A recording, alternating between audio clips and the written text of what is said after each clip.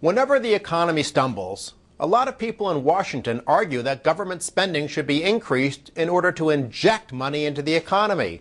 In this Center for Freedom and Prosperity video, we're going to look at whether this policy makes sense. I'm Dan Mitchell of the Cato Institute, and we're discussing this issue because government is big now, and there's a lot of agitation to make it even bigger, ostensibly to improve growth. First, some background. During the 1930s, America was suffering from a deep downturn. An economist named John Maynard Keynes argued that the economy could be boosted if the government borrowed money and spent it. According to this approach, which is now known as Keynesianism, this new spending would put money in people's pockets, and the recipients of the funds would then spend the money. This would, according to the theory, prime the pump as the money began circulating through the economy. The Keynesians also said that some tax cuts, particularly lump sum rebates, could have the same impact since the purpose is to have the government borrow and somehow put money in the hands of people who will spend it.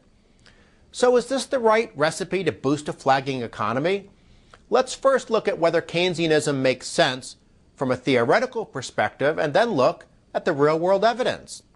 Keynesian theory sounds good, and it would be nice if it made sense, but it has a rather glaring logical fallacy.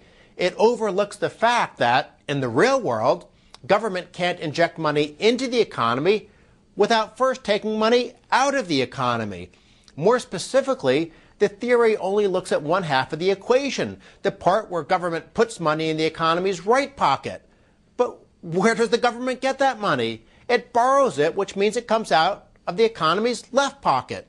There is no increase in what Keynesians refer to as aggregate demand.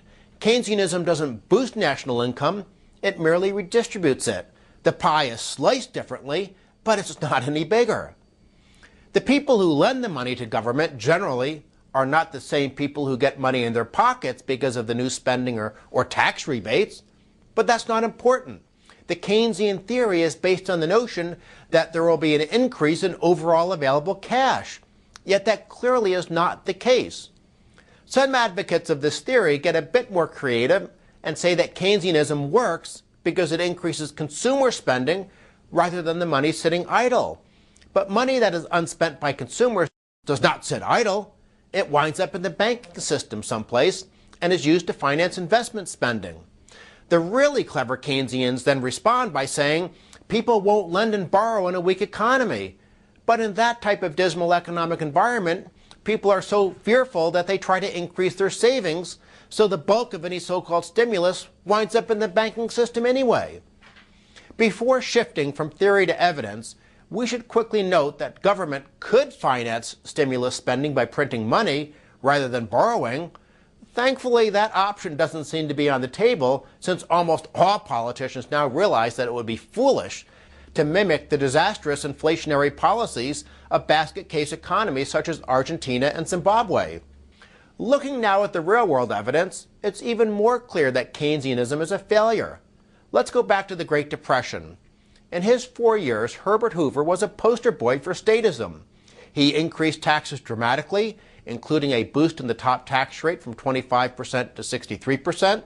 He imposed harsh protectionist policies. He significantly increased intervention in private markets. And most important, at least from a Keynesian perspective, he boosted government spending by 47% in just 4 years. And he certainly had no problem financing that spending with debt. He entered office in 1929 when there was a surplus, and he left office in 1933 with a deficit of 4.5% of GDP. So how did Hoover's big government Keynesian experiment work? As the chart shows, growth went down and unemployment went up. Unfortunately, other than being a bit more reasonable on trade, Roosevelt followed the same approach.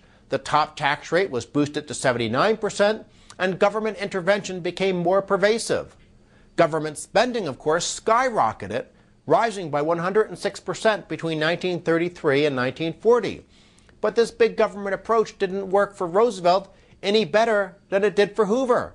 Unemployment remained very high throughout the 1930s, and overall output did not get back to the 1929 level until World War II.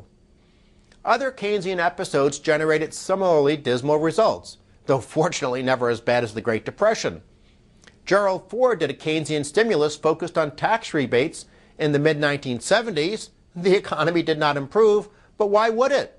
After all, borrowing money from one group and giving it to another group does nothing to increase economic output. As we've explained in other videos, tax cuts only boost the economy if they reduce the tax penalty on work, saving, and investment, i.e. lower tax rates, not gimmicks. More recently, George W. Bush gave out so-called rebate checks in 2001 and 2008, yet both times there was no positive effect. And he certainly was a big spender, yet that didn't work either. Not that this should be a big surprise. Even left-wing international bureaucracies are producing research showing that bigger government hurts economic performance by misallocating national resources. Indeed, if you want to get a survey of the literature paper reviewing this evidence showing that big government means less growth, just send an email to the address on the screen. The international evidence also shows the foolishness of Keynesianism. The most obvious example may be Japan, which throughout the 1990s tried to use so-called stimulus packages to jumpstart a stagnant economy. But the only thing that went up was Japan's national debt, which more than doubled during the decade and now is far above even Italy when measured as a share of GDP. The economy, as represented by this chart showing Japan's Nikkei stock market average, remained in the dumps. Let's end this video by asking a simple question. If Keynesian spending doesn't make sense from a theoretical perspective and also fails every time it is tried in the real world, why do politicians keep trying the same approach? Your guess is as good as mine, but I suspect that politicians just love to spend other people's money, and Keynesianism is a convenient rationale. On behalf of the Center for Freedom and Prosperity, thanks for watching. Don't forget to share this video widely. If enough people understand the truth, maybe politicians will finally do the right thing and help the economy by reducing the burden of government rather than increasing it.